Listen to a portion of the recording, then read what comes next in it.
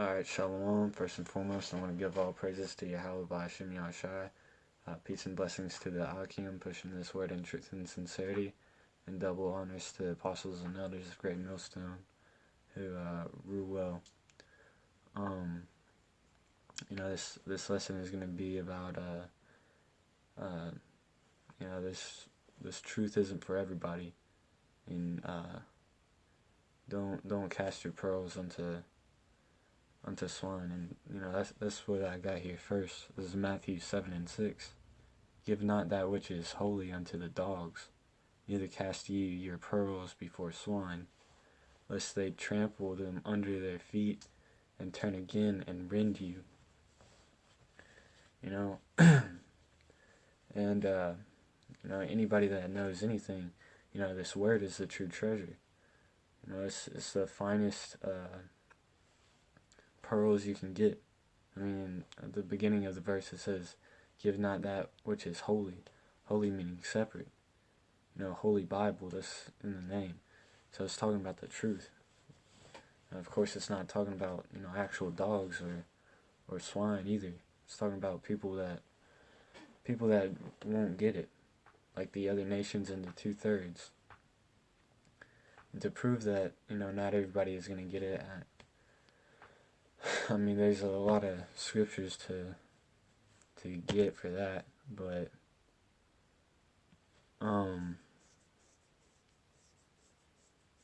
this is actually Elijah that said that prophesied that their hearts would be blinded, or their minds be blinded. This is 2 Corinthians 4, and I'm going to start at verse 1, since people think that I take things out of context. They think that the Hebrew Israelites take things out of context. Anyways, therefore, seeing we have the ministry, as we have received mercy, we faint not, but have renounced the hidden things of dishonesty, not walking in craftiness, nor handling the word of God deceitfully, but by manifestation of the truth, commending ourselves to every man's conscience in the sight of God. We go out there, we put ourselves out there before anybody, teaching this truth. But if our gospel be hid, it is hid to them that are lost. Alright? What does that mean? We go out and teach everybody. We're out there publicly. But if our gospel be hid, it is hid to them that are lost. And then it has that colon which further explains that verse. Verse 4, in whom the God of this world hath blinded the minds of them which believe not, lest the light of the glorious gospel of Yahushua Mashiach, who is the image of God, should shine unto them. Because their hearts have been blinded, or their minds have been blinded. Their third eye isn't open. This is John 12, verse 38. That the saying of Isaiah the prophet might be fulfilled, which he spake, Lord, who hath believed our report, and to whom hath the arm of the Lord been revealed? Therefore they could not believe, because that Isaiah said again, he hath blinded their hearts and hardened their heart, or he hath blinded their eyes and hardened their hearts, that they should not see with their eyes nor understand with their heart, and be converted, and I shall heal them. These things said Isaiah when he saw his glory and spake of him. Sorry, I think I said Elijah. That's who I meant, is Isaiah. But yeah, it's not for everybody. The Lord has blinded them, because he doesn't want them to get it. Which seems contradictory, because these Christian churches, they say, it's for everybody. John 3:16, it's for the whole world. He said the word shall go out unto the world. But I mean, in Revelation it says the reason why it goes out to the whole world is because Israel was scattered through the whole world. You know, it's for the elect. Read Revelation 7. You can start at the beginning of the chapter and just read down. It goes out to the whole world because those elect of Israel were scattered through the whole world. It talks about a mixed multitude dressed in all white.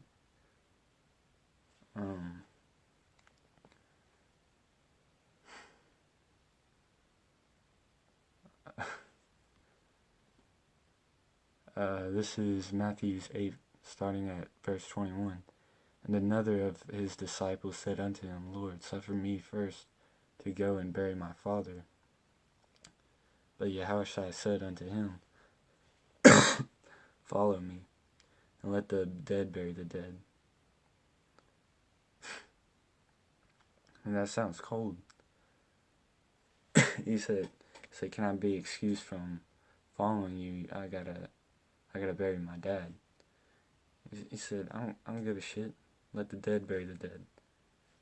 Because he wasn't talking about zombies coming up out of the grave and burying them. He was talking about the spiritually dead. Because it's not for everybody, but it's for that one disciple to come and follow him. This is Ephesians 2, starting at verse 1. And you hath he quickened, who were dead in trespasses and sins. So yeah, the disciples, the elect, the ones out here preaching this word, they were once dead. That's where the whole thing being born again, but not everybody's going to be born again. Where in time past he walked according to the course of this world. What's the course of this world? According to the prince of the power of the air, the spirit that now worketh in the children of disobedience. Can I explain it more? Among whom also we all had our conversions in times past, in the lust of our flesh, fulfilling the desires of flesh and of the mind, and were by nature the children of wrath, even as others. That's a worldly vibration. And it's a dead spirit, because sin leadeth to death. Those people that want to do as thou wilt, look that up. That's the one law for Satanism, is do as thou wilt. That's why Christians promote that free will doctrine. Yeah, you have a choice. You can do what you want.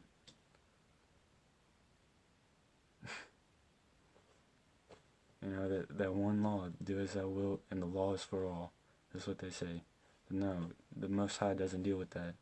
He deals with a certain group of people and a strict way of living. But it's not by works, lest any man boast. It's about the Lord's will.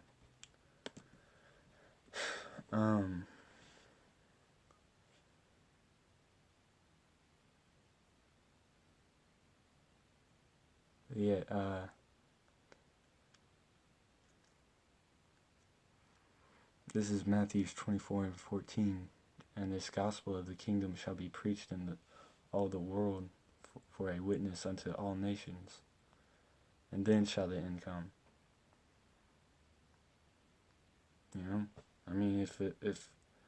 If this gospel was the Christianity, the doctrine, the world should have ended a while back, man. Everybody knows about Christianity. Nobody knows about the Hebrew Israelites.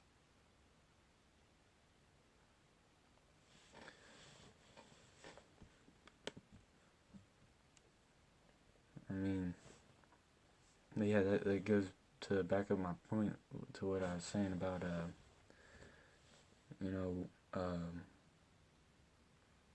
the reason why it's supposed to go out to, the whole world, throughout the earth, is to wake up the elect that's spread out through the whole earth. to show off the mercy. He's driven the elect into all these different ideologies and cultures and skin color. I mean, yeah, at one time Israel was all dark skinned. They all had that Negroid feature, but that changed because Israel was scattered into other cultures and stuff and mixed seeds. They lost who their heritage was. And that's what this thing is about, is coming into remembrance, learning who you are, and teaching people. I mean, the Most High is wanting fruitful servants. He doesn't want people to sit around and listen. Unlike the Christianity churches do. They have 1, 2, or 3 different preachers that rotate out, and they want you to, fill the pews and just sit there, pay your tithes. But I thought the Old Testament was done away with. Tithes is an Old Testament law. I mean, I can pick apart the Christianity doctrine, but the whole point is not to cast pearls into swine, man. Because I made that mistake. With that, I'm going to say shalom.